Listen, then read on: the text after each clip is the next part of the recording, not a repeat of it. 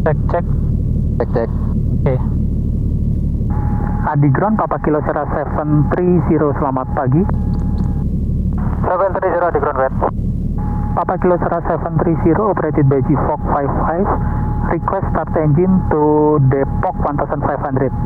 Papa Kilo Sierra 730, stand by for start due to calibration flight and any for G-Fog holding on area.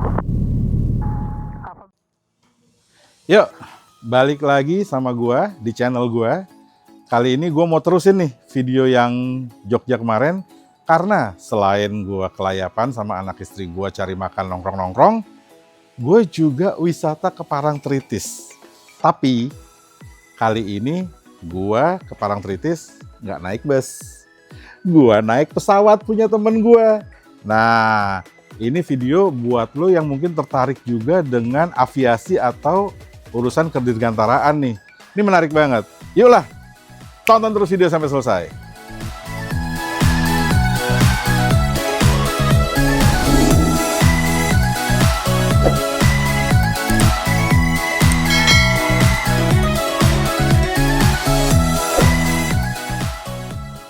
Kita mulai perjalanan di pagi hari ini menuju ke Bandara Adi Sucipto, Yogyakarta. Tapi ini bukan di bagian yang penerbangan umum ya, penerbangan komersil. Ini ada pintu masuk khusus di area militer. Untuk link navigasi gue taruh di kolom deskripsi.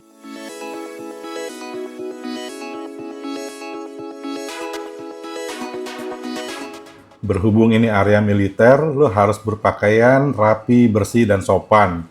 No tank top, no sendal jepit, no jeans bolong-bolong. Itu harus diperhatikan karena lo bisa diusir kalau sampai tidak sesuai ketentuan. Sampai di lokasi, kita langsung buka pembungkus penutup pesawatnya, lalu kita dorong keluar dari hanggar untuk diparkir.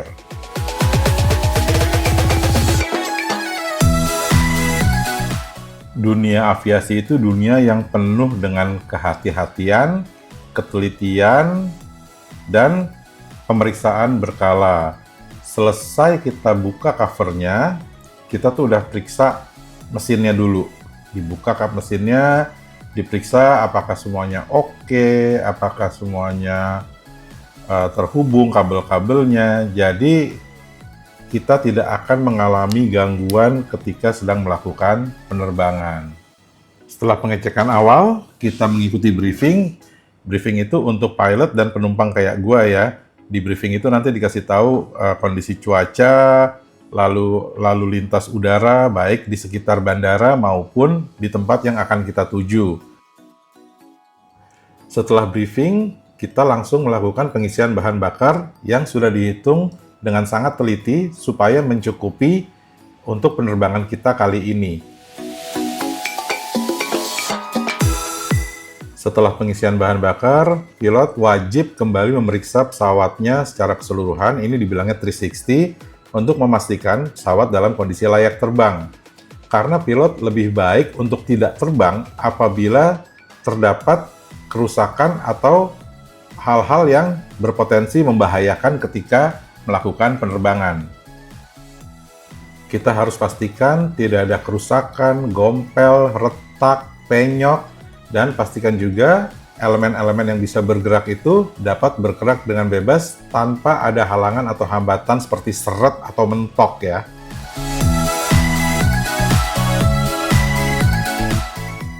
Setelah memastikan semuanya aman, kita mulai menyalakan mesin pesawat.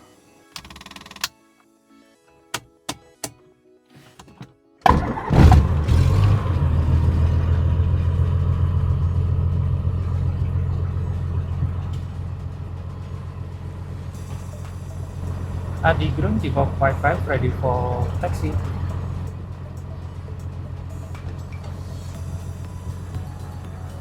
Runway 09 via Sierra 1, report entry Sierra 55.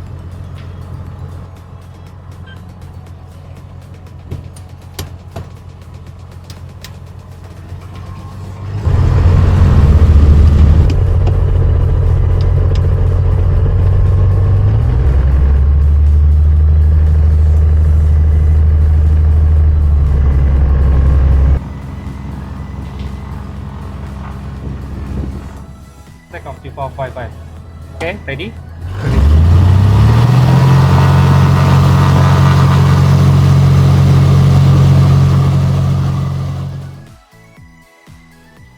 Dan kami pun lepas landas ke langit Jogja yang kondisinya saat itu cukup berawan ya, tapi masih cukup cerah di beberapa bagian.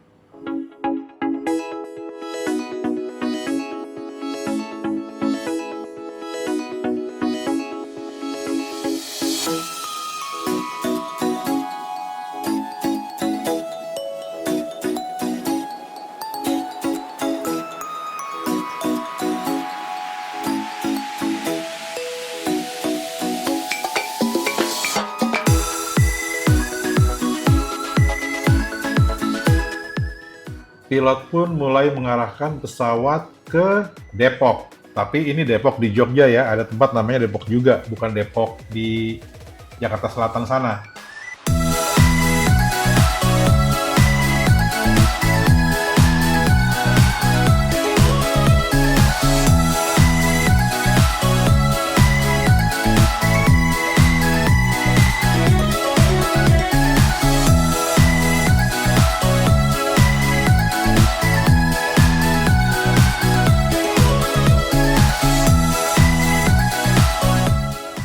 Sekedar info ya buat lo biar bisa ngebayangin gimana rasanya. Ternyata pesawat kecil ini stabil ya, padahal gue berharap dia akan cukup banyak tergoncang-goncang karena ukuran pesawatnya yang kecil dan bobotnya yang ringan. Tapi enggak tuh, ini stabil banget, nggak ada serem-seremnya sih buat gue ya.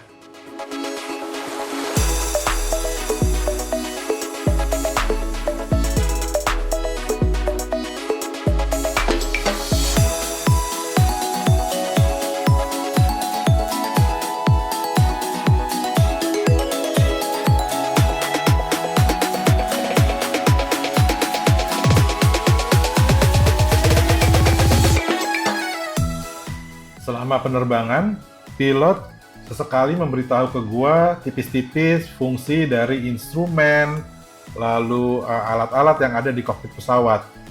Ini menarik banget sih buat orang yang senang dengan dunia aviasi kayak gua.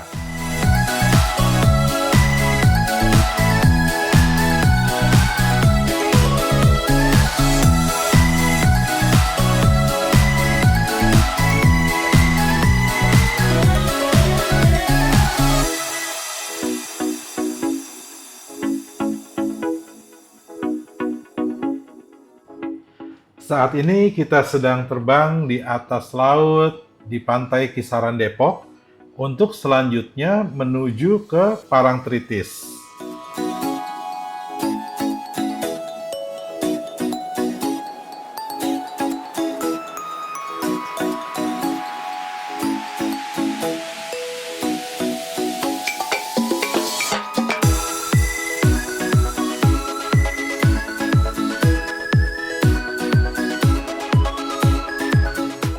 Sensasinya tuh beda banget ya dibanding dengan pesawat komersial biasa. Karena kita tidak bisa melihat pemandangan-pemandangan seperti ini tuh kayak tebing-tebing di pinggir laut gitu ya. Karena pesawat komersial tuh pasti terbangnya lebih tinggi dan lebih cepat. Tidak bisa serendah ini juga.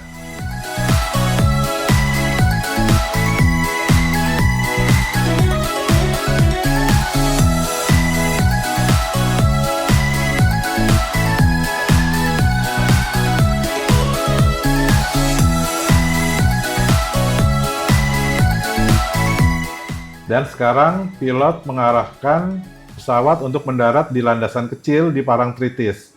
Nah, ini momen yang menentukan nih, pilotnya sejago dan setenang apa. Tapi gue yakin banget sih sama pilotnya.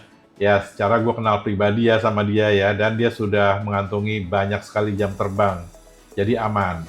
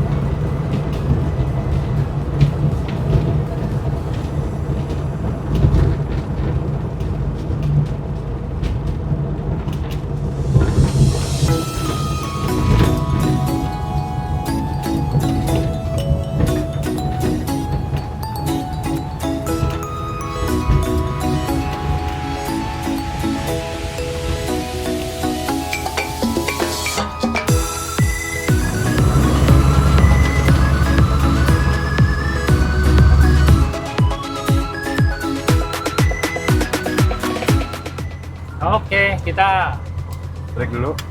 break dulu.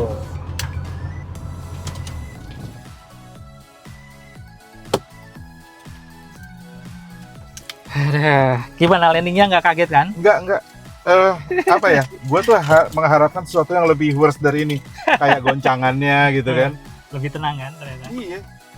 Oke, jadi kita sekarang lagi mendarat sebentar di Parangtritis, have a break, makan, minum gitu ya, sambil kita ngobrol-ngobrol nih sama Pak Hengki yang gue kenal udah sejak zaman dahulu kala, tapi gue juga baru tahu beliau ini sangat suka dengan dunia aviasi. Pak Hengki, apa kabar? Baik, Dok. Oke, jadi kita mulai nih. Gue itu nggak nyangka ya, lo itu suka sekali aviasi sampai niat bisa ada pesawat, bisa nerbangin pesawat gitu ya. Ya gue juga suka aviasi tapi sebatas ya simulator atau ya yang ringan-ringan lah. Bisa cerita nggak Ki, ini gimana awalnya lo mulai suka? Ya sebenarnya gue suka dari kecil. Dari kecil biasalah, anak kecil lihat pesawat pingin jadi pilot. Tapi Oke. nggak kesampaian, udah gede tetap pingin jadi pilot. Oke. Makanya nyari-nyari tempat lah untuk bisa belajar terbang. Gitu ya. Itu dari lu, lu pasti kan itu proses ya, nggak mungkin lu Ya. tahu jadi pilot ya. Tuh. Nah, dari lu mulai suka, tertarik, terus belajar itu pendidikan atau kursus, whatever namanya, gue Ya. nggak ngerti. Ya, jadi kalau cuma hobi, Hah? itu kita bisa masuk ke klub penerbangan yang ada di Indonesia. Ada di Jakarta, Bandung, Jogja. Nah, kita masuk ke klub penerbangan, nanti ada instruktur. Oke. Kita bisa minta latihan menjadi pilot, namanya Sport Pilot License, Oke. SPL. Itu rata-rata 20 jam terbang itu sudah bisa bawa sendiri. Oke. Nah, kebetulan waktu kendala saya, waktu belajar menjadi pilot, itu waktu COVID, Oh, waktu tahun 2020, sehingga izin untuk bisa terbang itu hanya di weekend oke. dan tertentu saja.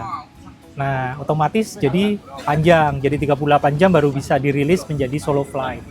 Oh, jadi Gitu, sebelum dirilis jadi solo flight itu harus terbang bareng instruktur. Yes, bareng instruktur kita belajar leveling, turn right, turn left, kemudian descent, kemudian climbing dan sebagainya sampai kita pattern.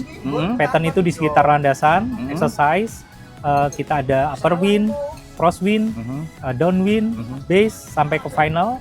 Itu semua kita pelajarin sampai bisa mendarat dengan safety. Mungkin mulus enggak, tapi safety. Nah, setelah itu bisa baru instruktur berani untuk merilis untuk solo flight gitu. Oke, Nah, itu tadi 20 jam ya? Rata-rata 20 jam, tapi pas gua 38. bisanya di 38 jam. Oke, 20 jam, 38 jam itu kan jam terbang ya? Yes. Hari kalendernya dari pertama beneran lu, oke, gue ikut klub, gue mulai belajar sampai bener-bener akhirnya itu roughly berapa bulan itu? Gue bisa sampai 8 bulan. 8 bulan 8 bulan. Nah, makanya kalau teman-teman tertarik, saran yang bisa saya berikan itu full. Tiap hari harus latihan. Kalau itu ada yang bisa hanya 1,5 bulan, 2 bulan, bisa. Asal tiap hari pegang. Yang susah itu ketika kita Sabtu Minggu udah feel-nya udah dapet nih. Ternyata baru bisa terbang lagi 2 minggu kemudian. Hilang tuh feel, harus nemuin lagi. Nah, itu yang membuat lama gitu. Dan ketika ikut klub itu, ya namanya kan belajar ya. Iya, Belajar berarti pesawatnya harus itu aja atau gonta-ganti sih? harus itu aja. Harus itu Karena aja. masing-masing pesawat itu punya karakter berbeda-beda. Betul. Sehingga ketika kita ganti pesawat itu sebenarnya harus ada namanya type rating. Apa? Type rating. Oke. Jadi nggak bisa langsung kayak mobil dari Avanza langsung main ke Mercy gitu. Nggak bisa. Harus type rating dulu minimal 3 jam untuk tahu karakter pesawatnya, tombol-tombolnya, baru itu boleh dirilis.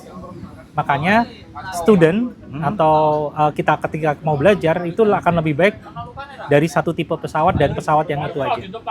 Sampai dia Sampai dia benar-benar rilis. Sampai rilis. Betul. Oh, oke.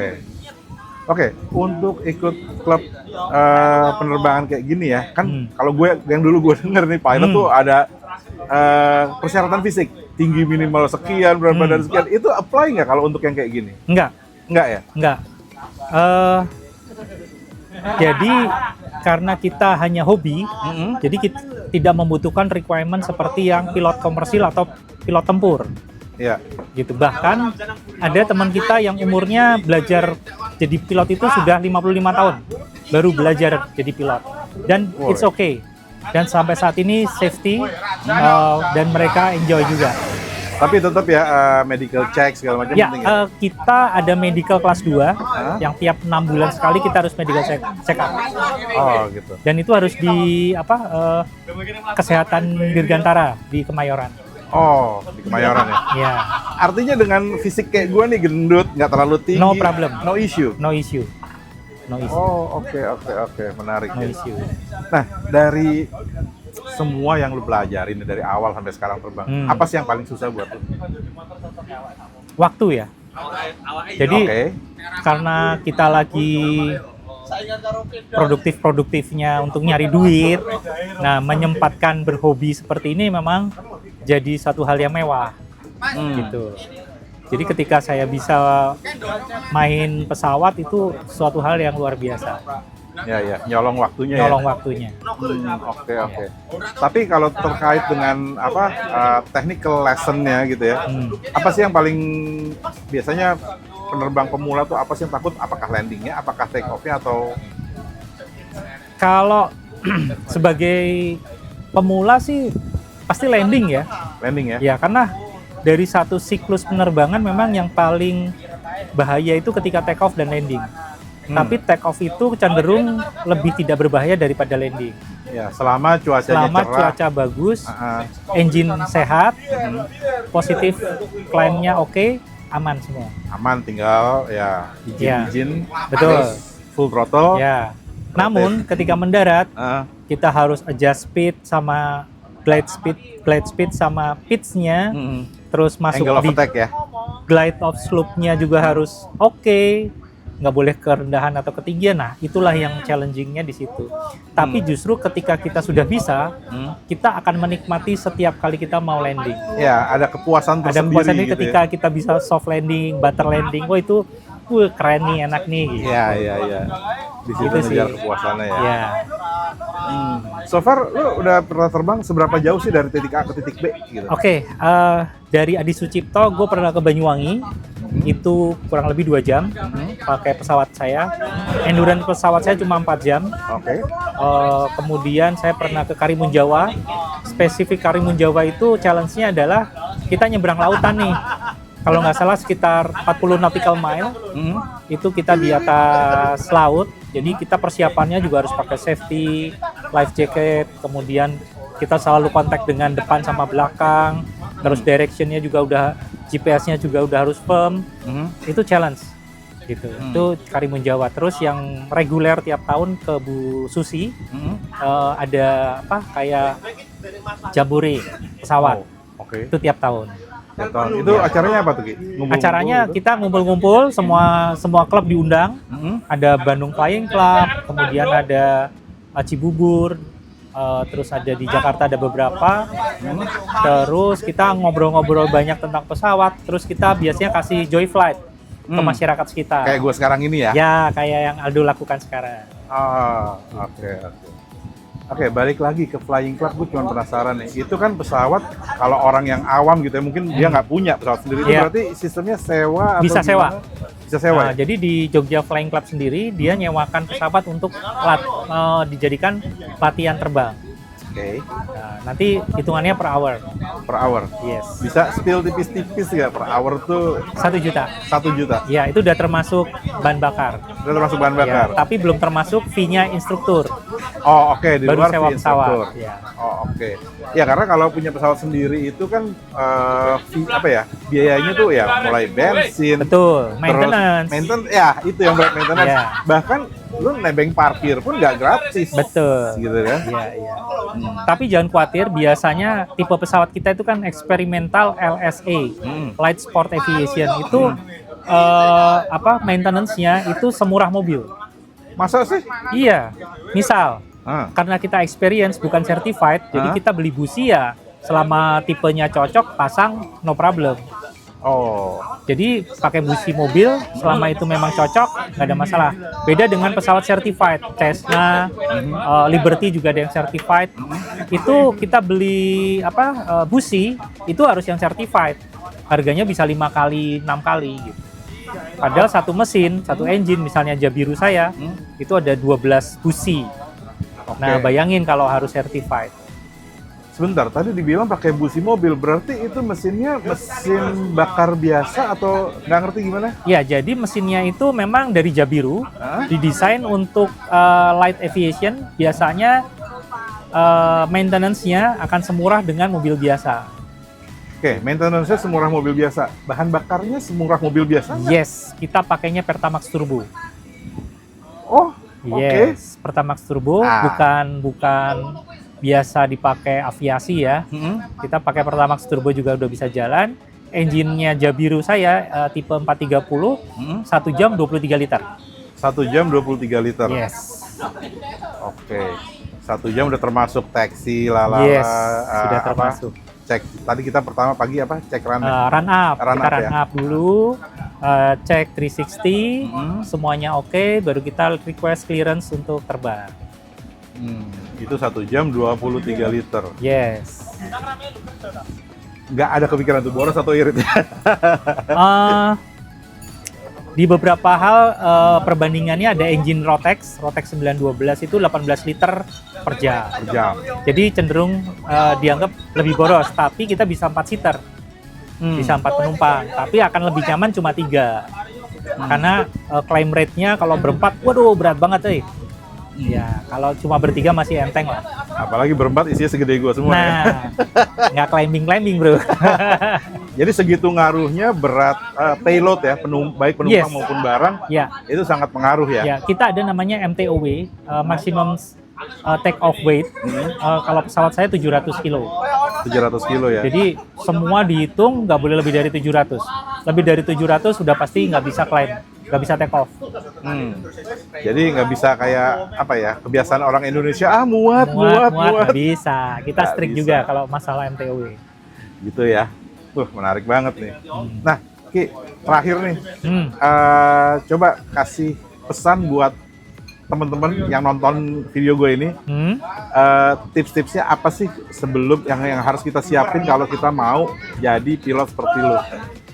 Oke, teman-teman harus punya passion dulu di aviasi. Terus gue pingin nerbangin pesawat nih. Nah, di situ baru siapin waktu sama uang. Skill dasar nggak perlu? Nggak perlu, semua akan diajarin oleh instruktur dari nol. Jadi pertama kali kita mau training sebagai pilot sport pilot, itu ada ground class dulu. Ground class minimal 3 jam. Itulah kita disuruh belajar basic aviasi. Kenapa pesawat bisa terbang, kenapa pesawat bisa belok kanan, belok kiri, naik, turun. Nah, dari pemahaman itu baru kita pengenalan penerbangan pertama. Nanti kita terbang dibawa oleh instruktur, kita disuruh pegang. Ini lo coba belok kiri, coba belok kanan. Ayo level gitu. Level apa? Level itu kita harus nggak boleh naik, nggak boleh turun. Oh, level. Level. Jadi terbang itu kadang kan kalau pesawat 3 dimensi kan, Iya. ada naik turunnya. Nah, Iya. kalau kita nggak handling bagus, otomatis tahu-tahu turun sendiri walaupun kita pegangin terus nih. Nah, itulah yang harus dikoreksi. Atau naik sendiri harus dikoreksi. Gitu. Jadi asiknya di situ justru. Asiknya di situ. Iya. Passion banget ya. Ya, basic banget. Terus dari ground class, terus pengenalan, baru kita teori-teori yang didapat di ground class kita terapin di udara. Oh, oke. Tuh, menarik banget kan? Jadi sebetulnya nggak ada alasan bahwa aviasi itu harus gimana-gimana. Harus gimana gitu dan bukan barang mewah, bukan yang mahal, cukup affordable lah. Harga pesawat juga ya di bawah Alphard lah, seperti Alphard. Ada, Serius. serius. Di bawah itu Di bawah body apa? doang atau All in, all in? kondisi second hand. Oh, kondisi second hand. Yes, kalau baru memang mungkin ya, tapi nggak akan lebih mahal dari sport car lah. Pasti lebih mahal sport car memang. Gitu Mas Aldo. Gitu. Oke. Tuh, Sip. buat yang mau mengikuti langkah Pak Hengki, udah di spill ya, kira-kiranya apa yang perlu siapin, terus seperti apa lamanya segala macam ya. Tapi kayaknya kalau dilihat dari wajahnya Pak Hengki itu terbayar semua capeknya, biayanya gitu kan, Ya, dengan segala kesenangan yang didapat. sip. Oke, lanjut, kita bentar lagi akan terbang balik ke Adi Sucipto Adi ya. Sucipto. Oke Pak Hengki, thank you. Thank you. Bye.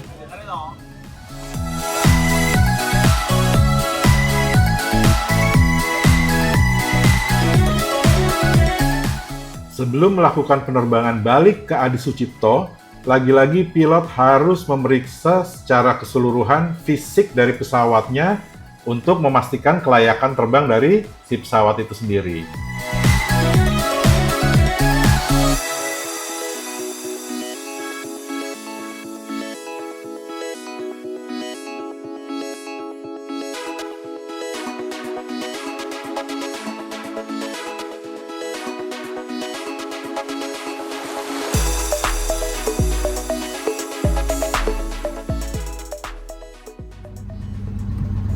Oke, Pak Jarmanto, ready for departure.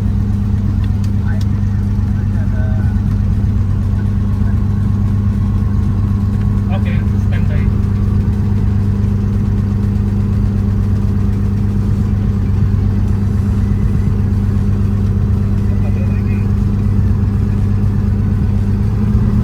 Oke, high five, ready for departure.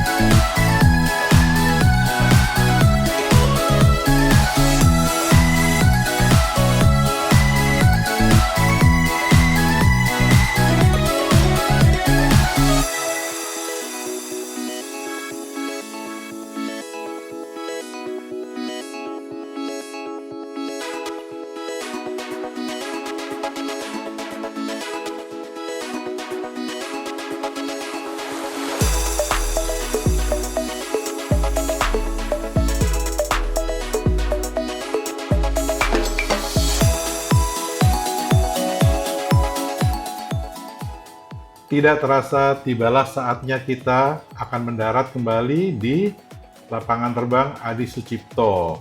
Ini joyride yang nggak akan gue lupain ya. Ini keren banget.